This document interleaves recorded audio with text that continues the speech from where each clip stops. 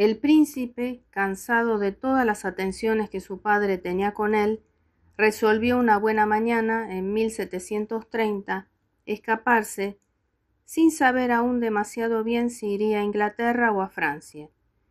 La economía paterna no le permitía viajar como el hijo de un recaudador general o un mercader inglés.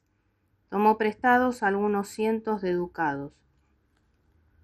Dos jóvenes muy amables, Kat y Kit, le acompañarían. Kat era hijo único de un bravo oficial general. Kit era yerno de la misma baronesa de Nifhausen, a la que le había costado 10.000 escudos hacer hijos.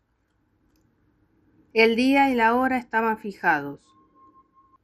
El padre fue informado de todo. Detuvieron a la vez al príncipe y a sus dos compañeros de viaje. El rey creyó al principio que la princesa Guillermina, su hija, que después se casó con el príncipe Margrave de Bayreuth, estaba implicada en la conspiración. Y, como era muy expeditivo en cuestiones de justicia, la arrojó a patadas por una ventana que llegaba hasta el suelo. La reina madre, que se encontró esta expedición en el momento en que Guillermina iba a dar el salto, apenas la retuvo por las faldas. Le quedó a la princesa una contusión debajo del pecho izquierdo que ha conservado toda su vida como una marca de los sentimientos paternos y que me hizo el honor de mostrármela. El príncipe tenía una especie de amante, hija de un maestro de escuela de la ciudad de Brandeburgo, establecida en Potsdam. Tocaba el clave bastante mal. El príncipe real la acompañaba con la flauta. Creyó estar enamorado de ella, pero se equivocaba. Su vocación no era el sexo. Sin embargo, como había simulado amarla, el padre mandó que esta señorita diera la vuelta a la plaza de Potsdam, conducida por el verdugo, que la azotaba bajo la mirada de su hijo. Después de haberle regalado con este espectáculo, le trasladó a la ciudadela de Custrin, situada en medio de un pantano. Allí permaneció encerrado 6 meses, sin criados, en una especie de calabozo, y al cabo de 6 meses se le dio un soldado para servirle. Este soldado, joven, guapo, bien hecho, y que tocaba la flauta, sirvió de más de una manera para divertir al prisionero. Tantas bellas cualidades hicieron después su fortuna. Le he visto a la vez como ayuda de cámara y primer ministro, con toda la insolencia que estos dos cargos pueden inspirar. El príncipe llevaba algunas semanas en su castillo de Custrin, cuando un viejo oficial, seguido de 4 granaderos, entró en su habitación deshecho en lágrimas. Federico no dudó que iban a cortarle el cuello.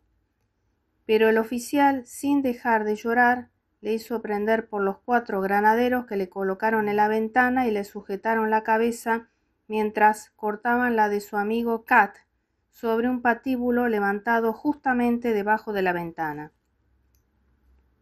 Tendió la mano a Kat y se desvaneció. El padre estaba presente en este espectáculo como lo había estado en el de la muchacha azotada. En cuanto a Kit, el otro confidente, huyó a Holanda. El rey envió soldados para prenderle. No le sobró ni un minuto y se embarcó para Portugal, donde permaneció hasta la muerte del clemente Federico Guillermo. El rey no quería detenerse ahí. Su propósito era cortar la cabeza a su hijo.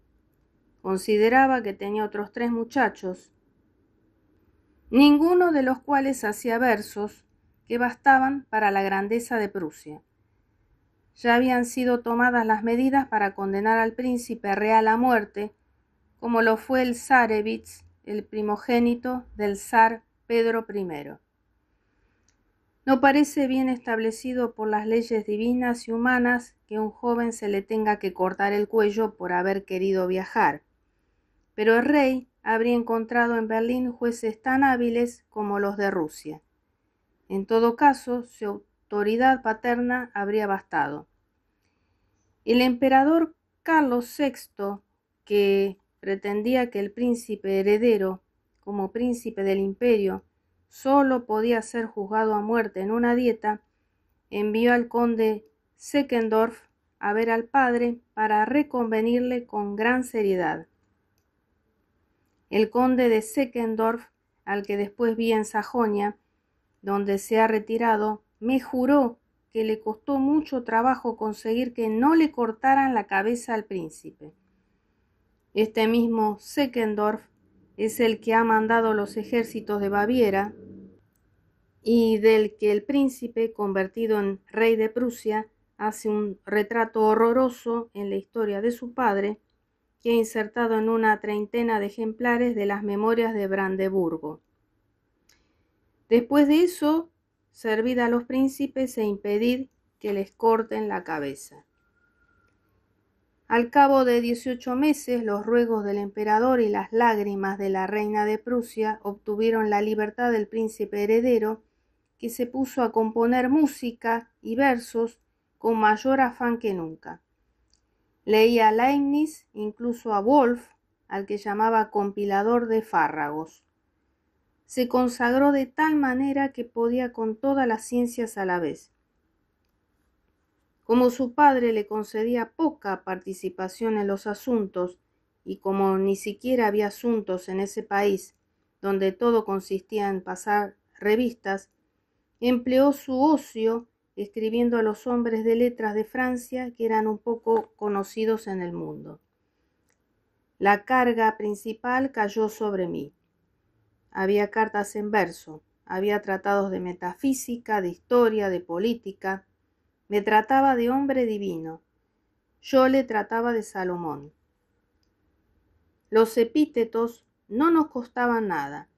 Se han impreso algunas de estas sandeces en la recopilación de mis obras y afortunadamente no se ha impreso la 30ª parte. Me tomé la libertad de enviarle una escribanía bellísima de Martín. Tuvo la amabilidad de regalarme algunas baratijas de ámbar. Y los hombres cultos de los cafés de París se imaginaron con horror que mi fortuna estaba hecha.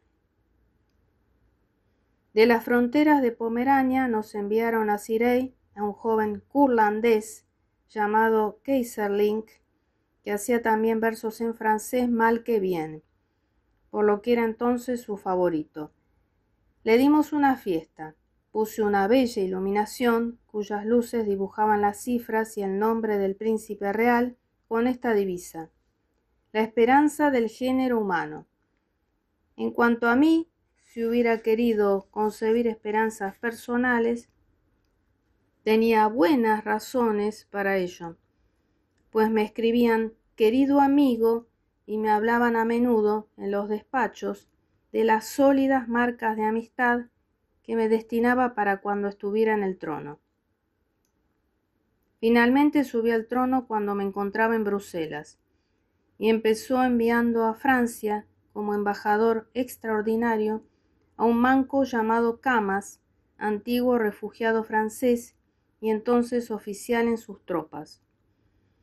Decía que había un ministro de Francia en Berlín al que le faltaba una mano y que para satisfacer todo lo que debía al rey de Francia le enviaba un embajador que solo tenía un brazo. Camas, al llegar a la habitación, me envió un joven al que había hecho su paje para decirme que estaba muy cansado para venir a mi casa. Me rogaba que me dirigiera a la suya al instante, pues tenía que darme el presente más grande y magnífico de parte de su señor el rey. Corred enseguida, dijo la señora du Châtelet. Seguramente os envía los diamantes de la corona. Corrí, encontré al embajador que por todo equipaje tenía detrás de su silla un pequeño tonel de vino de la bodega del difunto rey que el soberano reinante me ordenaba beber. Me agoté en demostraciones de asombro y reconocimiento sobre las pruebas líquidas de la cordialidad de su majestad, que sustituían a las sólidas con las que me había embaucado, y compartí el tonelillo con Camas. Mi Salomón estaba entonces en Estrasburgo. Le había entrado el capricho visitando sus largos y estrechos estados, que iban desde Gueldre hasta el mar Báltico, de ver incógnito las fronteras y las tropas de Francia. Se dio este placer en Estrasburgo bajo el nombre del conde Dufour, rico señor de Bohemia. Su hermano, el príncipe heredero, que le acompañaba, había tomado también su nombre de guerra, y Algarotti, que se había unido a él, era el único que no estaba enmascarado. El rey me envió a Bruselas una relación de su viaje, mitad prosa y mitad verso, en un gusto cercano a Bayamón y Chapelle, es decir, tanto como puede acercarse un rey. Y aquí algunos pasajes de su carta. Después de caminos horribles encontramos albergues más horribles aún, pues huéspedes interesados, de hambre viéndonos necesitados, de manera más que frugal, en una cabaña infernal, envenenándonos, nos robaban nuestros escudos. ¡Oh, siglo diferente del tiempo de Lúculo! Caminos horribles, mal alimentados, mal bebidos. Eso no era todo. Soportamos muchos más accidentes, y seguramente nuestra comitiva tenía un aspecto muy singular, pues en cada lugar por donde pasamos nos tomaron por algo distinto. Unos nos tomaban por reyes, otros por rateros cortesanos, otros por gente sabia. A veces el pueblo se agolpaba. Entre ceja y ceja nos miraban como mirones curiosos llenos de impertinencia. El jefe de postas de Kehl nos aseguró que no había salvación sin pasaporte y como el caso nos ponía en el aprieto de hacerlo nosotros mismos o no entrar en Estrasburgo, hubo que tomar la primera decisión, para lo que las armas prusianas que llevaba en mi sello no sirvieron de maravilla. Llegamos a Estrasburgo y el corsario de la aduana y el inspector parecieron contentos con nuestras pruebas. Esos fascinerosos nos espiaban, con un ojo el pasaporte miraban, con el otro nuestra bolsa de reojo escrutaban.